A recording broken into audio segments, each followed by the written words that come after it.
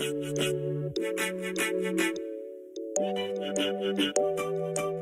welcome to Bingebar. Recently released a video talking about the New York Rangers and how their rebuild could potentially launch them into being the next NHL Dynasty. And after many viewers reaching out to us, we decided to make it a series. And today we'll be talking about the Colorado Avalanche and how they could become the next NHL Dynasty. Going back now a couple of seasons, this team was finishing last, and despite having Nathan MacKinnon, the team was often referred to as a dumpster fire organization. Nothing was going right for the Avs, and 3 months later, franchise player Matt Duchene demanded a trade. Patrick Roy quit in the summer of 2016, and despite all of this, the team pulled off one accomplishment of having one of the worst records in the history of hockey, 22, 56, and 4.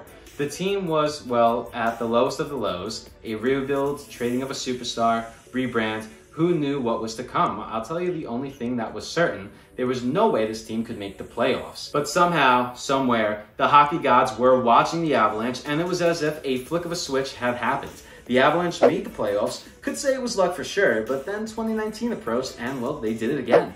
And they even upsetted the top-seeded Calgary Flames in the opening round of the playoffs. Well, there were some things that helped this, and that's what I'm going to say next. A couple interesting trades, stellar drafts, and an amazing development in players along with the new coach, JB. The team was on the verge of something powerful. It took years of not only earning high draft picks, but selecting the right players to build around. Many teams have the blueprint for a quick, sustainable turnarounds, but fall in different facets of the process, prolonging how long it takes to get back to the top of the contenders, if at all ever.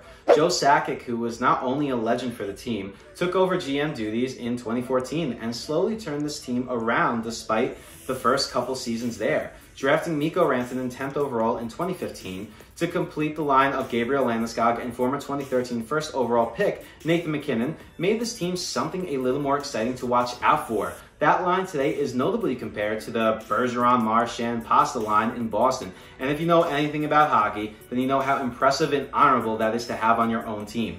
The team was still referred to, though, as a one-line team only. And yes, while that was true at the time, more trades came and made this inevitable. The Avalanche knew it was time for a rebuild, but went about it a smart, different, and, well, a pretty fast way. Without destroying the team in the process, the Avalanche made a series of trades. The biggest pieces that were sent the other way, dealt by Sakic, were centers Matt Duchene, Ryan O'Reilly, and defenseman Tyson Barrie, which honestly hurt the most. All drafted in 2009 by the Avalanche as well. Duchene was the messiest situation for the team because he demanded to be traded, so that's always an awkward situation to overcome. And the deal acquired Gerard, Kamenev, and the first-round pick, which would later become defensive prospect Bowen Bryan.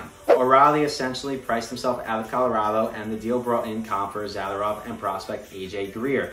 Barrie was a part of the deal that brought in Nazem Kadri, salary terms that are still impacting the team today. To top this off, with the 2019-2020 Calder candidate defenseman Cale Makar selected 4th overall in the 2017 entry draft, and forward Tyson Jost selected 10th overall in the 2016 draft, the strength of their core has come from Colorado's own draft selections. Something to keep in mind is that these players, well, many of them in this case, are still not even in their prime, which is a scary thought to have if you're not a fan of the Avalanche. The team has improved on its depth as well to demolish that one-line team speculation that many people across the league had. Backup goaltender Francois, forwards Donskey, Nichushkin, Matt Calvert, Bellemare, Matthew Nieto, and even defenseman Ian Cole were all free agent acquisitions. And that's not even including goaltender Philip Grubauer, Ryan Graves, and even Vladislav Namestnikov. Basically, the point is this team is only getting scarier, and it's a matter of time before they completely dominate the league and become the next Tampa or even Boston, but hopefully with a little more playoff success. The team has fixed every mistake that has come their way and are constantly showing that they will improve and do whatever it takes to dominate the NHL. COVID came and honestly helped the Avalanche this year. Due to the delay in the playoffs, Mikko Rantanen is returning fully healthy, and I don't think anyone is looking forward to playing this team in the playoffs. This team has everything it needs in its arsenal to completely control and dominate the NHL in years to come.